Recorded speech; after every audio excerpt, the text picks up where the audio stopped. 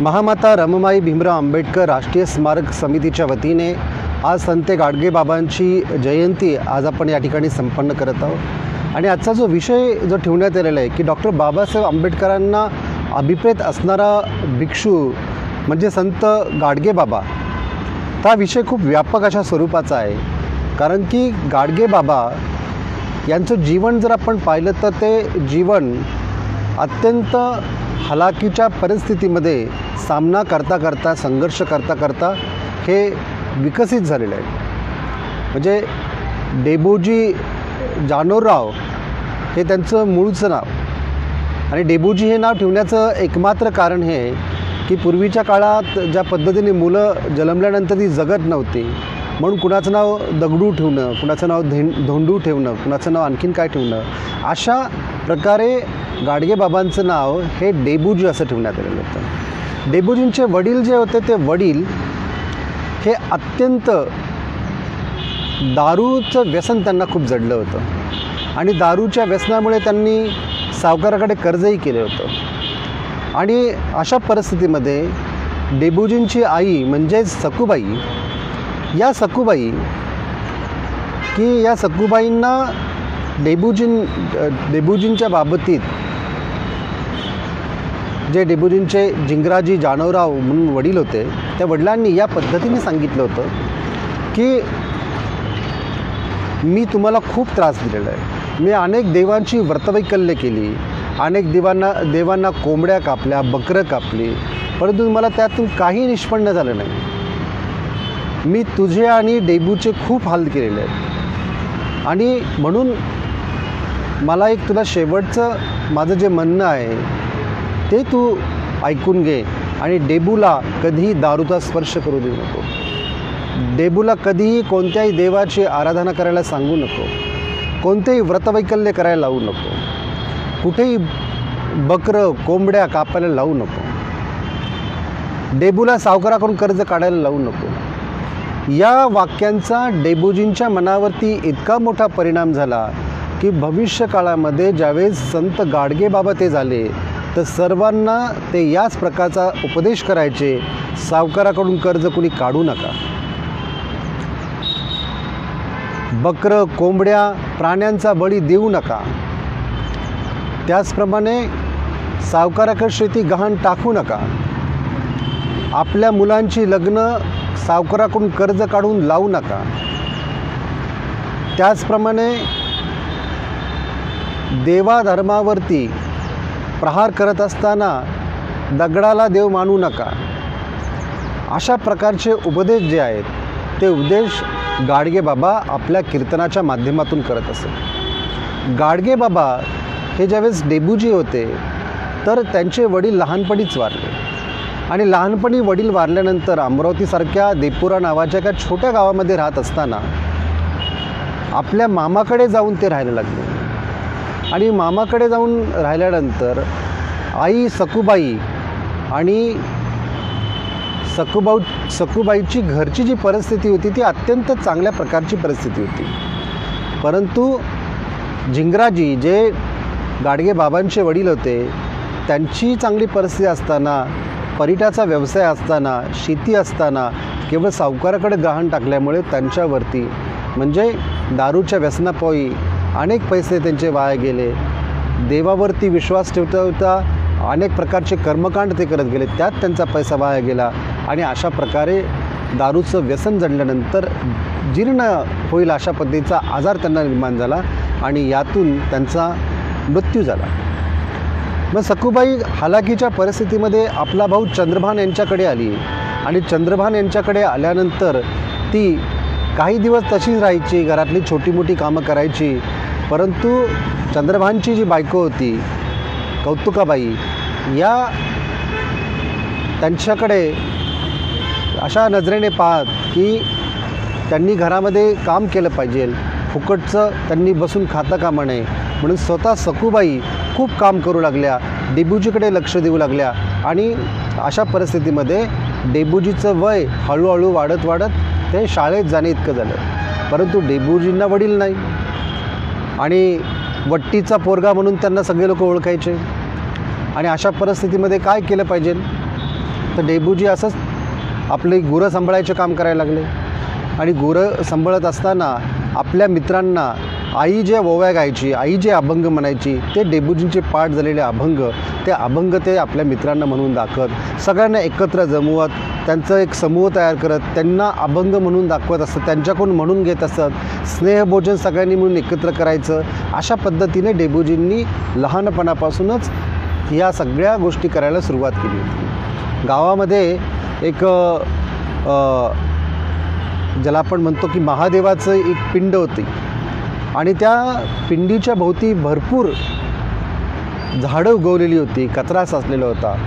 आणि डेबूजी ज्यावेळेस नदीवरती जायचे, नदीवरती गेल्यानंतर ते नेहमी त्या गावाने दुर्लक्ष केलेल्या त्या पिंडीकडे पाहायचे. आणि एक दिवस त्यांनी ठरवलं आणि त्या सगळ्या पिंडीच्या बाजूचा सगळा केर कचरा त्यांनी काढून टाकला. त्यांनी सगळी झाडं तिथली काढली आणि स्वच्छ तो परिसर केला, बसण्यासाठी केला, उठण्या बसण्यासाठी केला.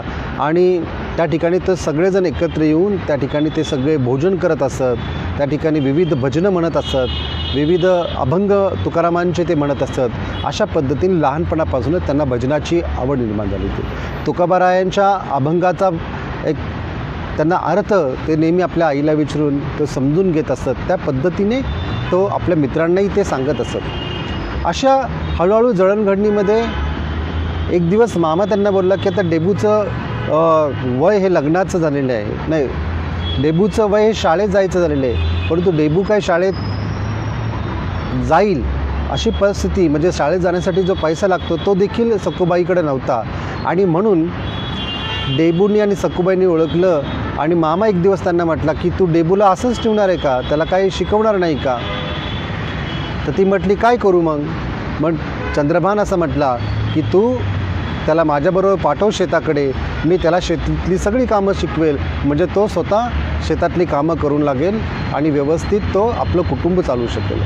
अशा या सगळ्या परिस्थितीमध्ये डेबूचं जे काही शेतीमध्ये जाणं, डेबू म्हणजे दिसायला अतिशय चांगले, उंच आणि शरीरयष्टी चांगली, आवाज हा मोठा आणि खूप चांगल्या पद्धतीने इतरांपेक्षा वेगळा दिसणारा हा डेबू म्हणजे डेबूजी हे होते. आणि कष्ट करायची खूप आवड त्यांना होती. अशा कष्टातून त्यांनी काम करायला सुरुवात केली. हळूहळू शेतीतली सगळी कामे ते शिकले, खूप काय ते पिकं काढू लागले, खूप काय ते उत्पन्न मिळवू लागले आणि चंद्रभान मामाला योग्य साथ देऊ लागले. हळूहळू मग पुढे भविष्यकाळामध्ये डेबूंचं लग्न ठरवलं, परंतु वडील नसलेलं मुलगा म्हणून कोणीच त्यांना मूल देत नव्हतं. परंतु अशा परिस्थितीमध्ये देखील त्यांचे जे आजोबा होते आंबेराव म्हटले की हा जो माझा नातू आहे, या नातवाच्याच नावाने मी माझी सगळी शेती करणार आहे. तत्क्षणी त्यांना एक मागणं आलं आणि ते मागणं म्हणजे जी डेबूजींची पत्नी झाली, तर ती पत्नी झाल्यानंतर डेबूजींनी तेव्हापासून आपला संसार चालू केला. त्यांना अलोका, कलावती, मदगुल अशी मुलं त्यांना झाली आणि त्यातला मदगुल हा मुलगा त्यांचा लवकरच लहानपणीच तो वारला, परंतु अलोका आणि कलावती मात्र त्या होत्या. डेबूजीचं जे काही जीवन होतं ते जीवन हे कष्टामधून जात असताना मामाने लग्नासाठी पैसा सावकाराकडून घेतला आणि पैसा घेतल्यानंतर तो पैसा फेडण्याची क्षमता ही मामामध्ये राहिली नाही आहे. आणि अशा प्रसंगामध्ये मामाने आपली सर्व शेती गहाण टाकली सावकाराकडे. भविष्यकाळामध्ये ज्यावेळेस मामाचा अंत झाला त्यावेळेस डेबू हा सर्व जबाबदारी पार पाडत होता आणि त्या काळामध्ये सावकार एका शेतीची जप्ती करण्यासाठी आल्यानंतर डेबू मात्र त्यांना जप्ती करू देत नव्हता. कारण की तत्पूर्वी डेबूने भरपूर काही गोष्टी म्हणजे जे काय धान्य निघायचं त्याचं सर्व उत्पन्न हे सावकाराकडे तो देत असे, परंतु डेबू इतके व्यवहारी होते की त्यांनी तो धान्याचं उत्पन्न देत असताना किंवा धान्य देत असताना त्यांनी सावकाराकडे पावती देखील एकदा मागितली. डेबू शाळेत गेले नव्हते, डेबू अगदी निरक्षर होते, तरी देखील त्यांनी ती पावती मागितल्यानंतर सावकार जरा चकाकला. सावकार म्हटला की हा मुलगा पुढे जाऊन उपद्रव करू शकतो आणि म्हणून सावकार आज दिन उद्या दिन अशा पद्धतीने त्याने ते बरेच महिने त्यांनी ते दिलेच नाही पावती. डेबूजीने धान्य द्यायचं बंद केलं. डेबूजी त्यांना असं म्हटले की आता धान्याचा एक कणी मी तुम्हाला देणार नाही जोपर्यंत तुम्ही पावती मला देत नाही. मी सर्व पैसे तुमचे फेडून टाकलेले. तरी देखील सावकार ऐकायला तयार नव्हता. सावकारांनी त्या ठिकाणी काही लोक शेतामध्ये पाठवली जप्ती करण्यासाठी, परंतु डेबूच्या घरचे लोक म्हटले, डेबूची आई म्हटली, पत्नी म्हटली, आजोबा म्हटले की असं काय करू नको, सावकार खूप भयानक व्यक्ती आहे, तो तुला खूप मारेल, तो तुला जेलला पाठवेल, तू अशा कोणत्याही प्रकारचं काम करू नको. परंतु डेबू ऐकायला तयार नव्हता.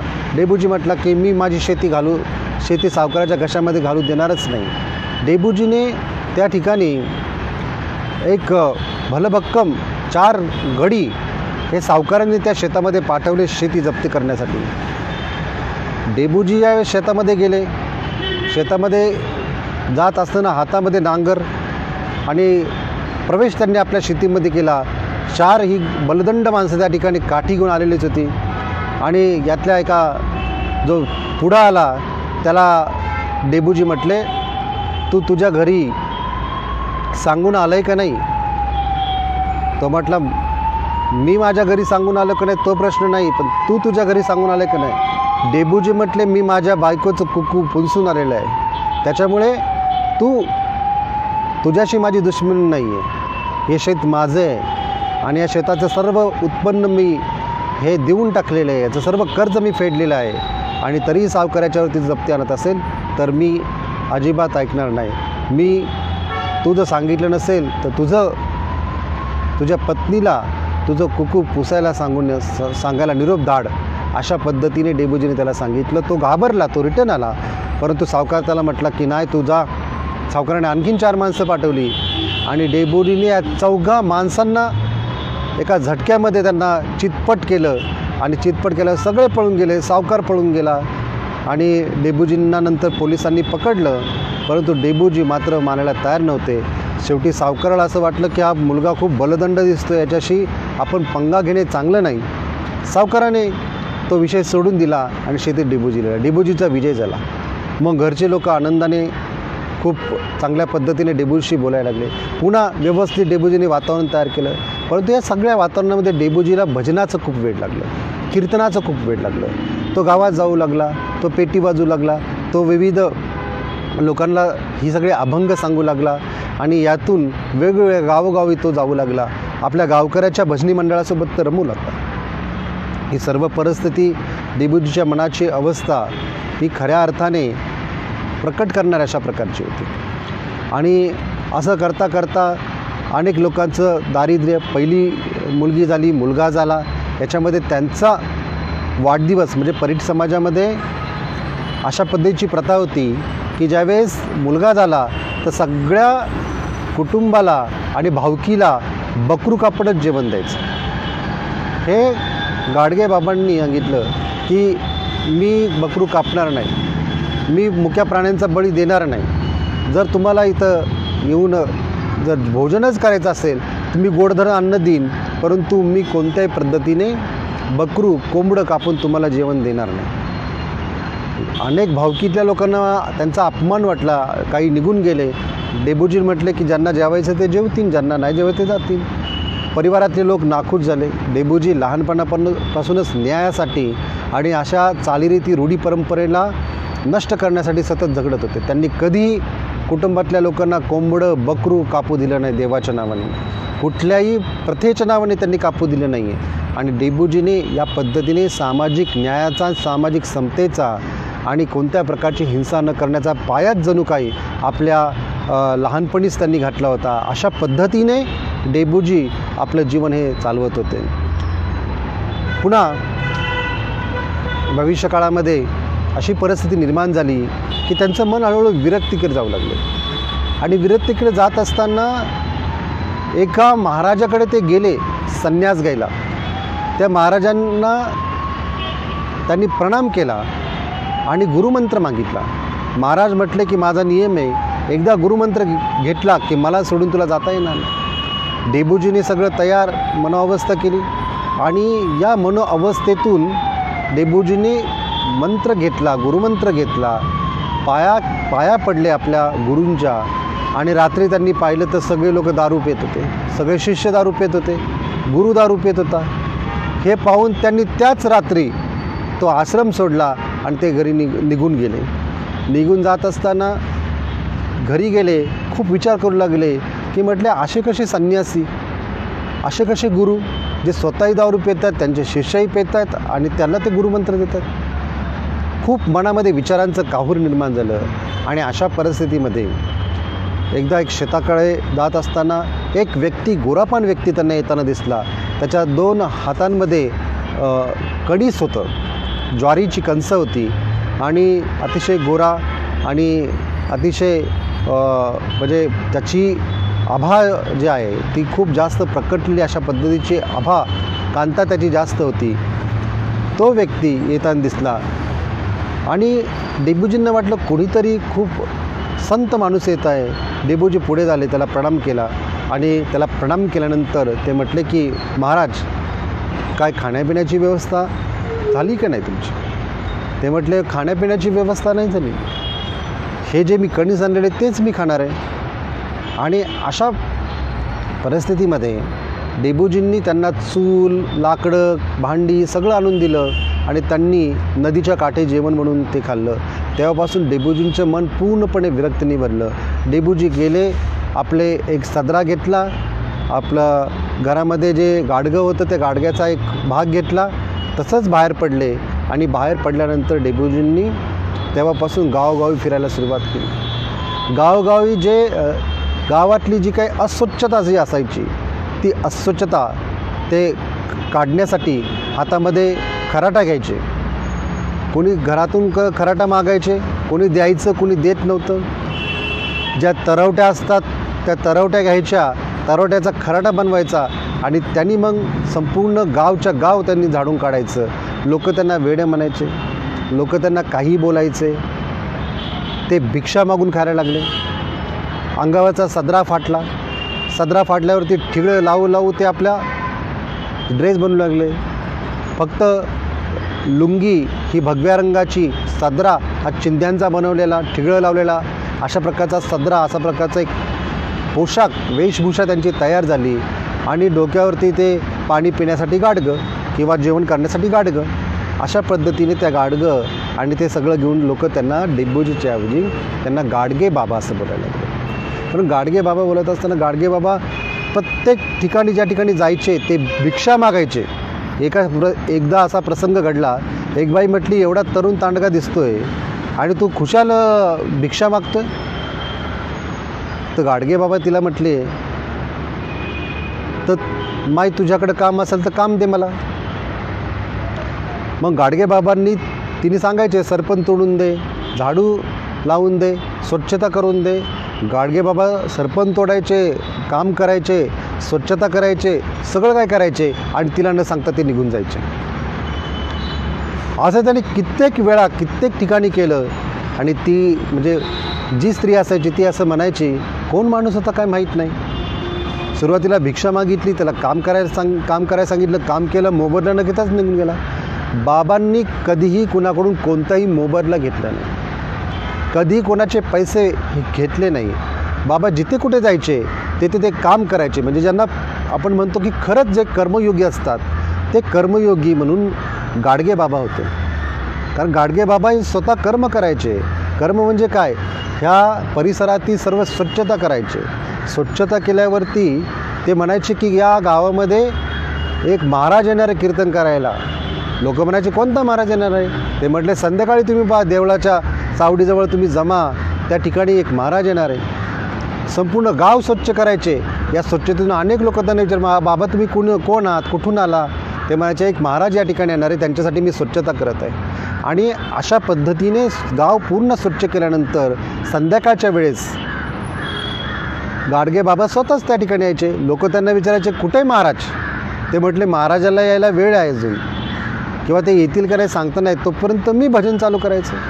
आणि मी भजन चालू करतो म्हणून ते भजन जे चालू करायचे आणि त्या भजनामध्ये आणि त्या कीर्तनामध्ये ज्या पद्धतीचे ते संवाद, प्रश्नोत्तरात्मक जे संवाद जे करायचे ते संवाद खूप सुंदर, म्हणजे ज्यातून लोकांचं प्रबोधन व्हायचं. ते संवाद करत असताना ते असं म्हणायचे की तुमच्या गावामध्ये तुम्ही ज्या देवाला मानता ते देव किती आहेत? म्हणजे देव एक अनेक आहेत. तो लोक म्हणायचे देव एकच आहे. मग लोक गाडगेबाबा म्हणायचे जर देव एकच आहे तर तुमच्या गावात खंडोबाची मंदिर किती आहे? ते म्हणायचे खंडोबाचे मंदिर एकच आहे. मारुतीचं मंदिर किती आहे? एक आहे. यमाईचं मंदिर किती आहे? एक आहे. लखोबाईचं मंदिर किती आहे? एक आहे. असे एक एक देव. मग किती देव झाले? 15 देव झाले. मग 15 देव जर तुमच्या गावामध्ये असेल आणि तुम्ही जर असं सांगत असाल देव सगळी एक आहे, तर मग 15 कशा काय? मग तुम्ही एक म्हणत असताना तुमची काय मती मारी गेली होती का? अशा पद्धतीचा प्रश्नोत्तरात्मक संवाद जो आहे हे गाडगे बाबा हा लोकांमध्ये सांगायचे आणि त्याच्यातून लोकांच्या जीवनामध्ये प्रकाश निर्माण व्हायचा, लोकांच्या बुद्धीच्या जाणीवा निर्माण व्हायच्या आणि त्यातून लोक ही सुधारायची, लोक बदलायची, खरं समाज परिवर्तन त्या ठिकाणी घडायचं. कारण बाबा हा काय भक्तिमार्ग सांगत नव्हते. बाबा म्हणायचे की तुम्ही सावकाराकडून कर्ज काढू नका. सावकाराकडून कर्ज काढून काय होऊ शकतं? सावकार तुमच्याकडे चक्रवाढ व्याज लावू शकतो. चक्रवाढ व्याजातून तुमचं कर्ज कधी फेडूच जाऊ शकत नाही. मग तुमच्याकडे जर मुलगी असेल, मुलगा असेल, त्याचं लग्न साध्या पद्धतीने करा. त्याच्यासाठी पैसा काढायची गरज नाही, त्यासाठी कर्ज काढायची गरज नाही. हे वास्तविक जे प्रबोधन जे आहे हे प्रबोधन गाडगेबाबा करत असत. लोक गाडगेबाबा जायचे, एखाद्या विहिरीवरती जायचे. त्या विहिरीच्या एकदम म्हणजे एक प्रसंग असा, एका देशमुखाच्या विहिरीवरती बाबा गेले.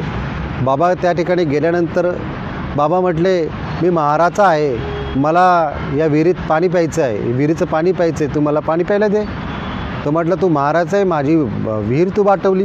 मग बाबाला बदलायचं. बाबा जरी बदडलं तरी बाबा मार खायचे, खूप मार खायचे.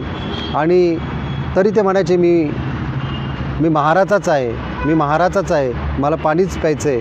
आणि असं म्हणून दुसऱ्या दिवशी एक व्यक्ती त्यांना असं बोलला, अहो बाबा तुम्ही असं का बोलले? तुम्ही महाराजा आहे,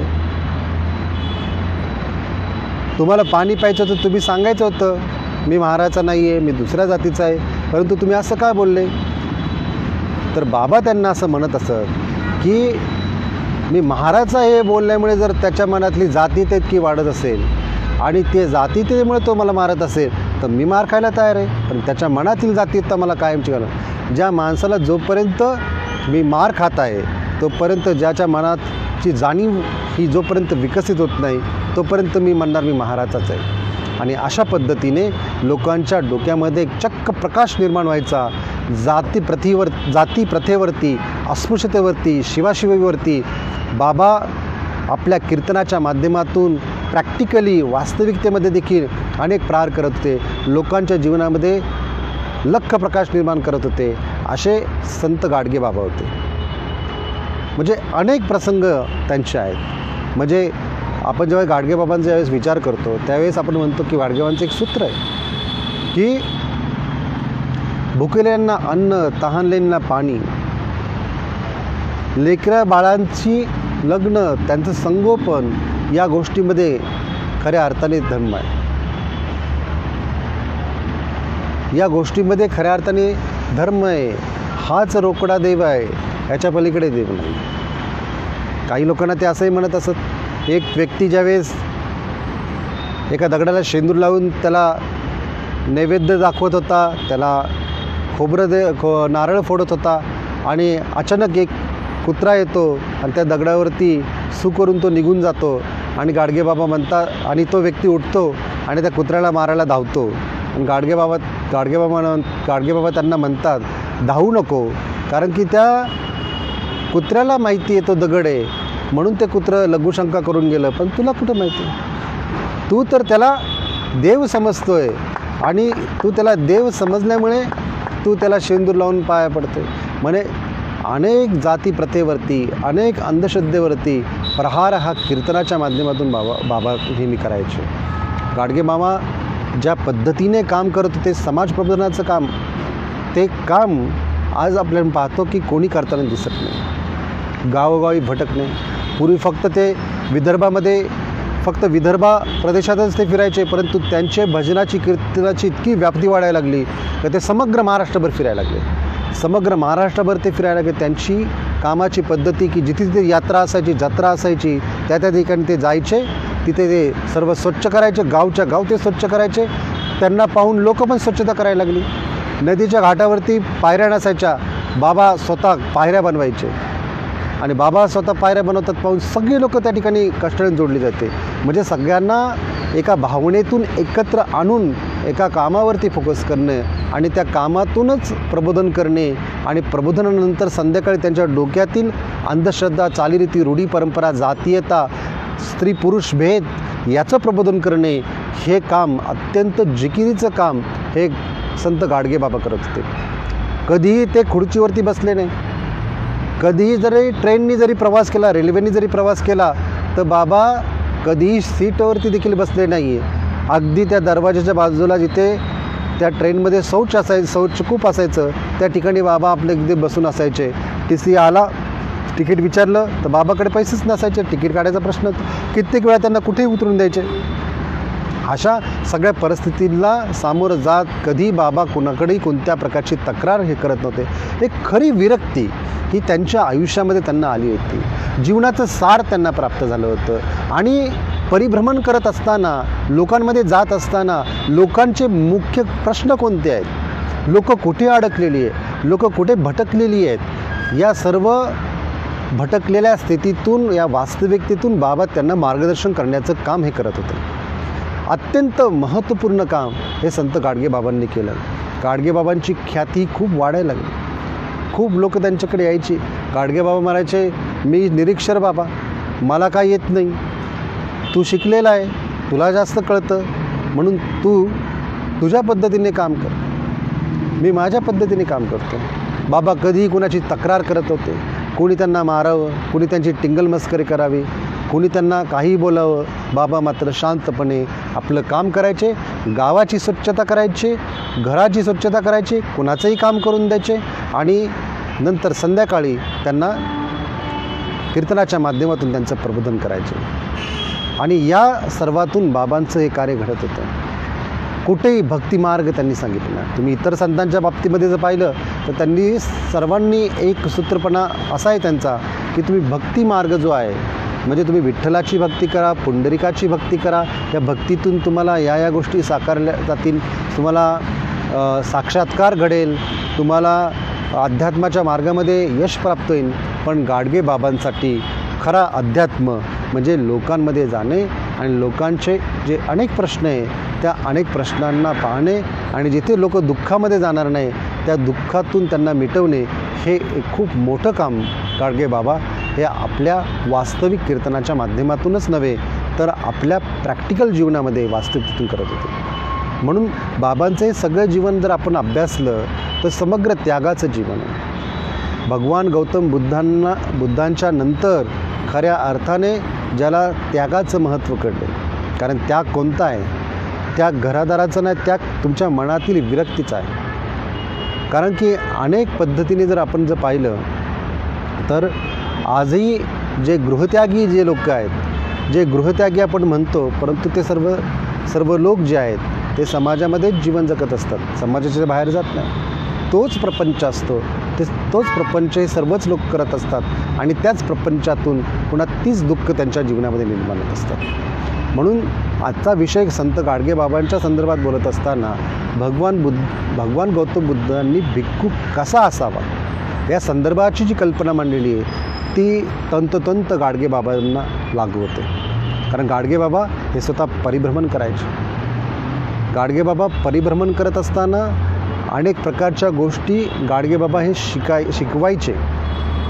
लोकांच्या प्रश्नांची उकल ही त्यांच्या प्रवचनाच्या कीर्तनाच्या माध्यमातून ते करत असायचे आणि अशा पद्धतीने ते बौद्ध भिक्खूला अभिप्रेत असणारच काम करायचे. बाबासाहेबांनी भगवान गौतम बुद्ध आणि त्यांचा धम्म या ग्रंथामध्ये भिक्खूची संकल्पना स्पष्ट करत असताना असं म्हटलेले आहे की भिक्षू कोण, तो भिक्षू याला मी वीर समजतो.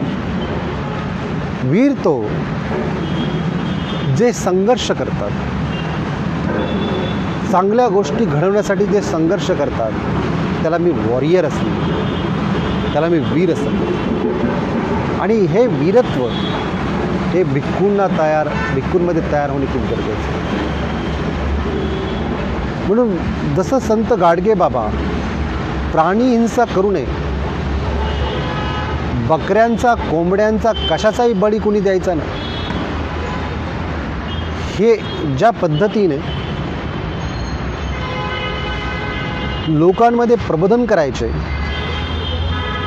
त्याच पद्धतीने भिक्षूची जी अपेक्षा बाबासाहेबांनी केली की भिक्षू हा फक्त व्यक्तिगत जीवनाला त्याने जर वाहून घेतलं तर त्याचं व्यक्तिगत जीवन म्हणजे परिपूर्ण जीवन होतं असं नाही. बाबासाहेब असं म्हणतात की त्याचं सामाजिक जीवन देखील तितक्याच पद्धतीने महत्त्वाचं आहे. कारण सामाजिक जीवनाशिवाय भिक्खू या संज्ञेमध्ये प्राप्त होत नाही. जसं बुद्धांचा भिक्षू भिक्षाटन करायचा आणि भिक्षाटन करून तो जीवन जगायचा.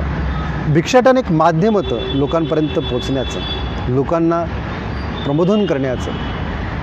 तसं संत गाडगेबाबांचं देखील एक माध्यम होतं, ते म्हणजे भिक्षाटन करणे आणि भिक्षाटनातून लोकांची कामं करणे, त्यांची सेवा करणे. खऱ्या अर्थाने समाजसेवक होते गाडगेबाबा. खऱ्या अर्थाने समाजसेवक झाले पाहिजे बौद्ध भिक्षू. आणि म्हणून या दृष्टिकोनातून जर आपण पाहिलं तर गाडगेबाबांची जी मनोअवस्था जी आहे ही मनोअवस्था एका आध्यात्मिक उंचीवरती गेलेली आहे. भिक्खूंची मनोअवस्था देखील एका आध्यात्मिक उंचीला जात असताना समाज प्रबोधन करणे, समाजातील वाईट रूढी, चाली, परंपरा या सर्व नष्ट करण्यासाठी काम करणे, वास्तविकतेमध्ये भिक्खूभाव निर्माण करणे, अशा पद्धतीने जर त्याने काम केलं तर खऱ्या अर्थाने ते संत या पदाला प्राप्त होऊ शकतात. खरं तर संत हा शब्द बुद्धांचा. संत म्हणजे त्याचं मन, त्याचं इंद्रिय, त्याचं सर्व विकार नष्ट झाले तेव्हा तो व्यक्ती संत या पदाला पोचतो. आणि संत पदाला पोचणे म्हणजे त्याला बुद्ध अरहंत असं म्हटलं जातं. जे अरहंत आहेत त्यांना संत म्हटलं जातं. भिक्षू जे आहेत ते भिक्षू अरहंत पदासाठी पोचण्यासाठी त्यांनी आपल्या जीवनामध्ये वैयक्तिकरित्या साधना पण केली पाहिजे. म्हणजे त्यांची चित्तवृत्ती जी आहे ती चित्तवृत्ती विकारातून नष्ट होण्याच्या प्रक्रियेमध्ये असली पाहिजे किंवा नष्ट झाली पाहिजे. परंतु ती नष्ट होत असताना लोककल्याण, समाजकल्याण या स्वरूपामध्ये त्यांनी वास्तविक समाजातील प्रश्नांवरती काम केलं पाहिजे. समाजाचे प्रश्न सोडवले पाहिजे. कारण बुद्ध आणि धम्मामध्ये पहिल्याच बाबासाहेबांनी परिचय नावाच्या या एका टॉपिकमध्ये हे स्पष्ट केले की भिक्खू निर्माण करण्यामध्ये बुद्धांचा काय हेतू होता. एक पूर्ण पुरुष निर्माण करणे हा हेतू होता का, की समाजाला एक मित्र, एक मार्गदर्शक, एक तत्ववेत्ता म्हणून एक समाजसेवक निर्माण करणे हा हेतू होता. आणि बाबासाहेबांनी भिक्खू म्हणजे नक्की कोण, भिक्खू संघाची काय गरज, या स्वरूपात जर आपण बुद्ध आणि धम्मामध्ये जर पाहिलं तर आपल्याला हे स्पष्ट होतं की भिक्खू याचा अर्थ केवळ पूर्ण पुरुष नाही, तर तो समाजभिमुख असला खूप गरजेचं आहे. तो फिलॉसॉफर असणे खूप गरजेचं आहे. तो मार्गदर्शक असणे खूप गरजेचं आहे. तो फक्त चिवर घातलेला चिन्ह मात्र भिक्षू असता कामा नये. आज अनेक प्रकारचे चिन्ह मात्र बौद्ध भिक्षू आहेत. आणि चिन्ह मात्र बौद्ध भिक्षू कोणतंच काम होऊ शकत नाही. फक्त वंदना ते चांगले म्हणू शकतात, परंतु वंदना म्हणजे बुद्ध धर्माचा प्रचार नाही. वंदना केवळ एक माध्यम आहे, एक उपाय कौशल्य आहे की बुद्धत्वाच्या जवळ आणण्याचा. तो पूर्ण मार्ग होऊ शकत नाही. पूर्ण मार्ग होण्यासाठी लोकांमध्ये त्या त्या प्रकारचं प्रबोधन करणे खूप गरजेचं. जसं गाडगेबाबा करायचे, जसं गाडगेबाबा समाजातल्या प्रश्नांवरती काम करायचे. म्हणून तो डॉक्टर बाबासाहेब आंबेडकरांना गाडगेबाबा हे खूप आवडायचे. गाडगेबाबांचे ते नेहमी चरणस्पर्श करायचे. गाडगेबाबांसारखे व्यक्ती हे बाबासाहेब आंबेडकरांना देव म्हणून संबोधायचे. लोकांना गाडगेबाबा एका कीर्तनाच्या वेळेस म्हणतात आणि ते कीर्तन ऐकायला बाबासाहेब देखील बसलेले होते. आणि त्या कीर्तनात असं ते बोलतात की तुम्ही देव पाहिला आहे का? सगळी लोक म्हणतात आम्ही नाही देव पाहिला. गाडगेबाबा म्हणतात मी देव पाहिला आहे. लोक विचारतात कुठे आहे देव? गाडगेबाबा म्हणतात तुम्हाला देव पाहायचा आहे? तो तिकडे पहा बसलेला आहे. आणि ते बाबासाहेबांकडे बोट करायचे आणि सगळे लोक बाबासाहेबांकडे पाहायचे. आणि बाबासाहेब मिस्किलपणे स्मितहास्य करायचे आणि गाडगेबाबा त्यांना देव म्हणून सगळ्या लोकांना संबोधायचे. गाडगेबाबाच बाबासाहेबांच्या इतक्या प्रेमामध्ये पडले होते की डॉक्टर साहेब, ते त्यांना डॉक्टर साहेब असं म्हणायचे. डॉक्टर साहेब, तुमचा वेळ जो आहे तो खूप महत्त्वाचा आहे. माझ्या या विरक्ती प्रधान व्यक्तीमध्ये तुम्ही तो घालवू नका, तुम्ही तुमचं काम करा. आणि बाबासाहेब म्हणायचे की बाबा, की तुमची प्रकृती जपणे हे माझ्यासाठी खूप आवश्यक आहे. म्हणून तो तुमच्यासाठी मी मुंबईची माझी सगळी कामं सोडून या ठिकाणी तुमच्यासाठी 2 घोंगडी घेऊन आलेलो. गाडगेबाबांनी कधीच कोणाकडून कोणतीही वस्तू स्वीकारली नाही, फक्त बाबासाहेबांकडून 2 घोंगड्या मात्र तेवढ्या स्वीकारल्या. आयुष्यामध्ये गाडगेबाबांनी 1 रुपयासुद्धा 1 आणासुद्धा कोणाकडून घेतला नाही. फक्त डॉक्टर बाबासाहेब आंबेडकर यांनी आणलेलं जे प्रेझेंट होतं त्यांच्यासाठी 2 घोंगडी, ही घोंगडी मात्र गाडगेबाबांनी आपल्या आयुष्यामध्ये प्रथमतः ती पण डॉक्टर बाबासाहेब आंबेडकरांनी भेट दिली म्हणून त्यांनी स्वीकारल्या, अन्यथा ते स्वीकारत नव्हते. इतकं त्यांचं बाबासाहेबांवरती प्रेम होतं आणि तितकंच प्रेम बाबासाहेबांचं गाडगेबाबांवरती होतं. अत्यंत समाजभिमुख असणारे गाडगेबाबा आणि बाबासाहेब आंबेडकर, इकडे उच्च विद्या विभूषित असणारे बाबासाहेब, निरीक्षर संत गाडगेबाबा यांचं दर्शन घेण्यासाठी जात असत.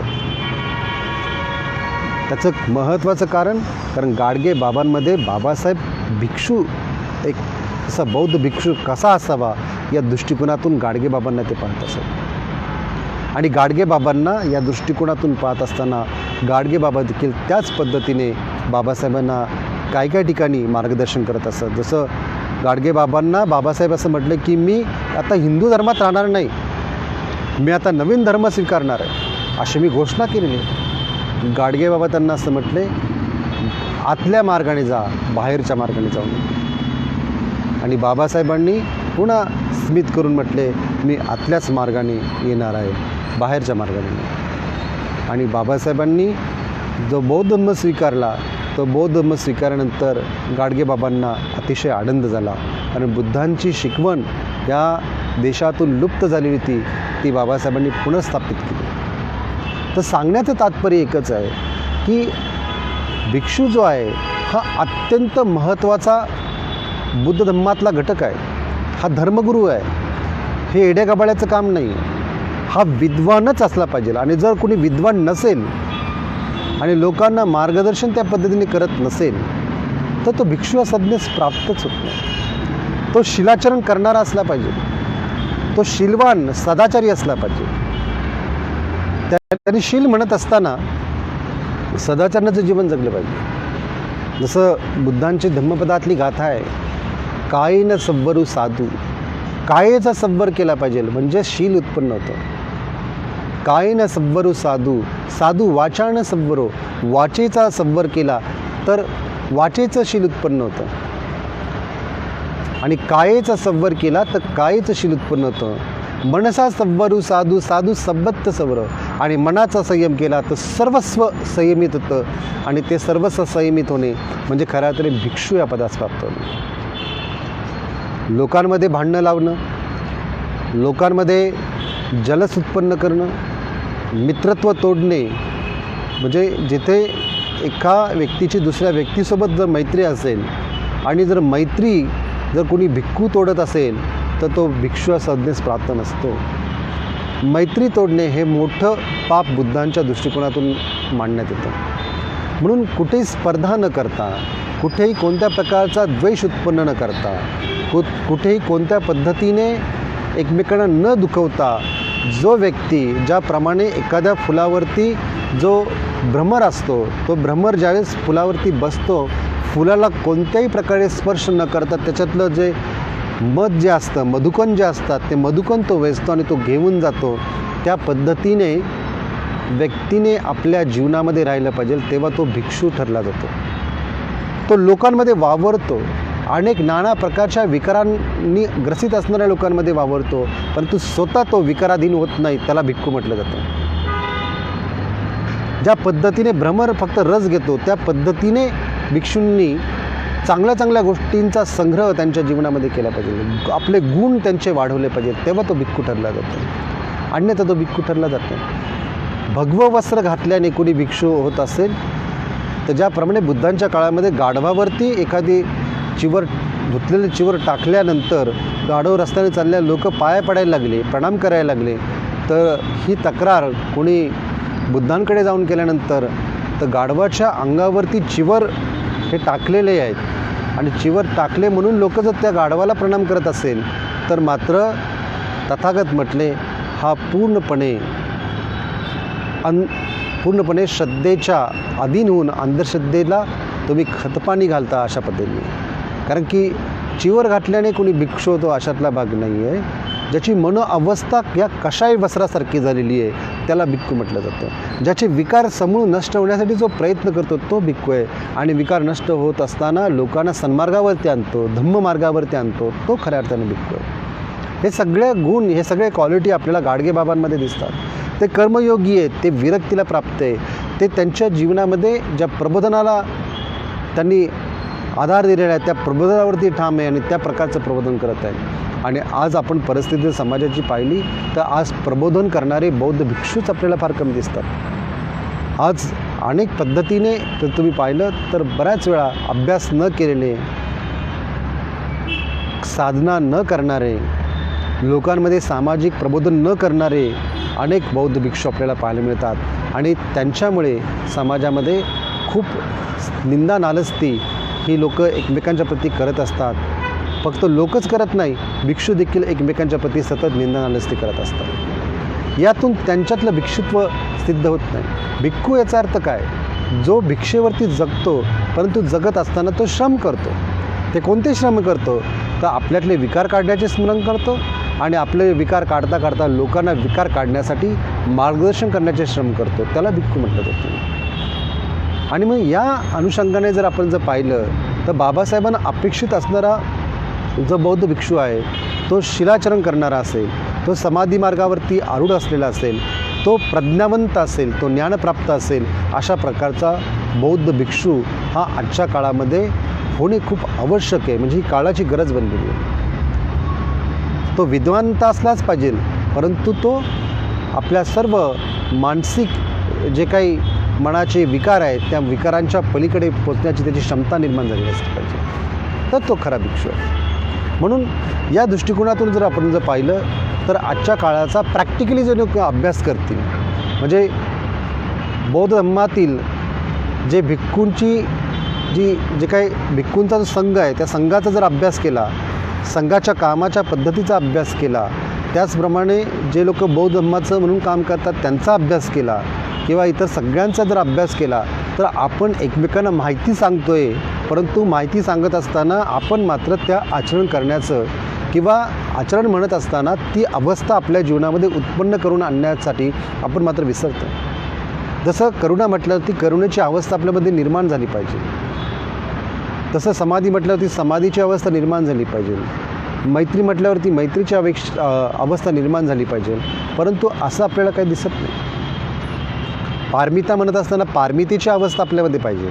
पारमितीच्या संदर्भात माहिती आपण खूप सांगू शकतो की दान पारमिता कशी असते, त्याच पद्धतीने श्रद्धा पारमिता कशी असते, त्याच पद्धतीने अधिष्ठान पारमिता कशी असते, ध्यानमार्ग काय असतो, अधिष्ठान काय असतं, हे सगळं आपण सांगू शकतो तोंडी. एकमेकांना आपण सांगू शकतो, पुस्तकात वाचून आपण सांगू शकतो, कुणाचं प्रवचन ऐकून त्याच्यातून सांगू शकतो, परंतु ते सांगितल्याने तुम्ही त्या अवस्थेला पोचलाय का? तुम्ही त्या अवस्थेला पोचले ना. तुम्ही सांगता एकमेकांना, आणि एकमेकांना सांगणे चांगली गोष्ट आहे, परंतु ती अवस्थेमध्ये येणे ही त्याहूनही चांगली गोष्ट आहे. आणि बुद्धांना प्रॅक्टिकल या अवस्थेमध्ये जो व्यक्ती येईल त्या व्यक्तीलाच संत म्हटलं जातं, त्या व्यक्तीला अरहंत म्हटलं जातं. मग तो बौद्ध भिक्षू असो किंवा बौद्ध भिक्षू नसो. बौद्ध भिक्षू असलेला पण अरहंत बनू शकतो, आणि बौद्ध भिक्षू नाही आहे, उपासक आहे, तरी तो अरहंत बनू शकतो. इथे प्रत्येक व्यक्ती बुद्ध बनू शकतो, म्हणून तर बुद्धम शरणम गच्छामी म्हटलं जातं. इथे प्रत्येक व्यक्तीला समता आहे. इथे कोणी उच्च नाही, नीच नाही, इथे कोणीही अमुक जातीचं नाही, तमुक जातीचं नाही, इथे सर्व समान आहे. बुद्ध धम्मामध्ये ज्याप्रमाणे सगळ्या नद्या येऊन समुद्राला मिळतात, त्या पद्धतीने बुद्ध धर्मामध्ये अनेक जाती धर्माची लोक एकत्र येऊन एका ज्या समूहाला मिळतात त्याला धम्म संघ अशा पद्धतीने संबोधण्यात येतं. आणि हा संघ म्हणजे खऱ्या अर्थाने बुद्धांनी सांगितलेला वैश्विक भिक्खू संघ आहे. आणि या संघाच्या माध्यमातून अनेक बौद्ध भिक्खूंनी लोकांना खऱ्या अर्थाने सामाजिक प्रबोधनासोबत त्यांचं आंतरिक प्रबोधन देखील तितक्याच पद्धतीने करणे खूप गरजेचं आहे. आणि ते आपल्याला कुठंतरी कमी पडत असताना आपल्याला दिसतं.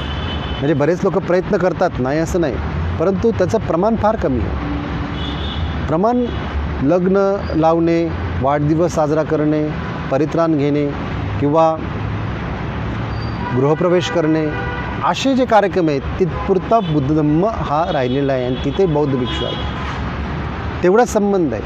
परंतु त्याही पलीकडे जे बुद्धांचं खरं ज्ञान आहे, जो खरा त्याग आहे, जी खरी अवस्था आहे, ती अवस्था प्राप्त करून देण्यासाठी आपण देखील त्या पद्धतीने बौद्ध भिक्षू आणि उपासक यांचे नातेसंबंध जुळून एक विशिष्ट पद्धतीने जर आपण आजच्या आधुनिक काळानुसार आधुनिक विज्ञान शाखेचा अभ्यास करून, बुद्ध धम्माचा अभ्यास करून या पद्धतीने जर आपण लोकांमध्ये प्रबोधन केलं, त्यांच्या वास्तविक समस्या जर जाणून घेतल्या, तर निश्चितपणे क्रांती ही होऊ शकते. निश्चितपणे बुद्ध एका विशिष्ट पद्धतीने लोकांच्या जीवनामध्ये येऊ शकतात किंवा बुद्धत्व अवस्था त्यांना प्राप्त होऊ शकते. तर या दृष्टिकोनातून बाबासाहेबांना अपेक्षित असणारा जो बौद्ध भिक्षू आहे, जो मिशनरी पण आहे, जो शिक्षणाला पण प्राधान्य देतो, निरक्षर नाही, शिक्षण आधुनिक शिक्षण घेणे, तंत्रज्ञानाचं शिक्षण घेणे, विविध ज्ञानशाखेचं शिक्षण घेणे, असा शिक्षण उच्च शिक्षाधीश भिक्षू आणि सोबतच त्याचं समाजाच्या प्रतीचा अभ्यास, यातून एक चांगल्या समाजाची, चांगल्या लोकांची जडणघडण ते करू शकतात. शेवटी बाबासाहेब असं म्हणतात की मानवता प्रस्थापित करणे हाच खऱ्या अर्थाने बुद्ध धम्माचं उद्दिष्ट आहे. या उद्दिष्टाला साकार करण्यासाठी आपण खऱ्या अर्थाने त्या पद्धतीने काम करणे खूप गरजेचं आहे. म्हणून आजचा जो विषय संत गाडगे महाराजांची जयंती साजरी करत असताना संत गाडगे महाराजांनी केलेलं जे आपलं काम आहे पूर्ण आयुष्यभर, या संपूर्ण आयुष्यात त्यांनी ज्या लोकांना ते भेटले त्या लोकांना त्यांनी प्रबोधन केलं. आणि म्हणून या कामावर त्यांच्या खुश होऊन अनेक संत देखील त्यांच्याजवळ आले. म्हणजे मला सांगायला हरकत नाही की संत मेहर बाबा, साई, हे सर्व जे संत होते, साईबाबा, हे सर्व जे संत होते हे देखील गाडगे बाबांच्या भेटीला आले. आणि गाडगे बाबांचं जे सर्वात जास्त प्रेम होतं ते बाबासाहेब आंबेडकरांवर होतं. कारण गाडगे बाबा शेवटच्या क्षणी देखील बाबासाहेब आंबेडकरांना आपली पंढरपूर इथली धर्मशाळा त्यांनी बाबासाहेबांकडे देऊन टाकली होती, काही जमिनी बाबासाहेबांकडे देऊन टाकल्या. आणि अशा पद्धतीने बाबासाहेबांना हा एकमात्र समाजाचं खऱ्या अर्थाने परिवर्तन करणारा, खऱ्या अर्थाने एक नव उत्थान करणारा व्यक्ती, एक महापुरुष या स्वरूपात गाडगे बाबा त्यांना देव म्हणून संबोधत असत. आणि बाबासाहेबांकडून त्यांच्या खूप अपेक्षा असतात, कर्मयोगी भाऊराव पाटलांकडून त्यांची अपेक्षा असतात. अशा विविध चांगल्या लोकांच्या संगती गाडगेबाबांना झाल्या.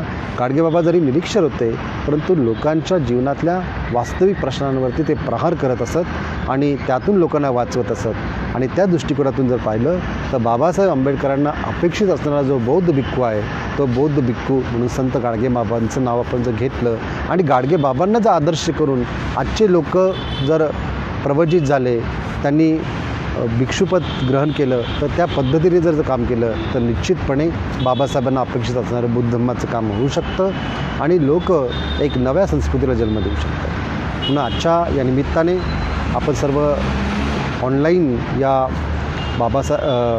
संत गाडगेबाबा यांच्या जयंतीच्या निमित्ताने माझ्याशी जुळला. आपणा सर्वांना गाडगेबाबांच्या जयंतीच्या निमित्ताने हार्दिक मंगल कामना व्यक्त करतो आणि अधिक वेळ न घेता या ठिकाणी थांबतो. जय भीम, नमो बुद्धाय.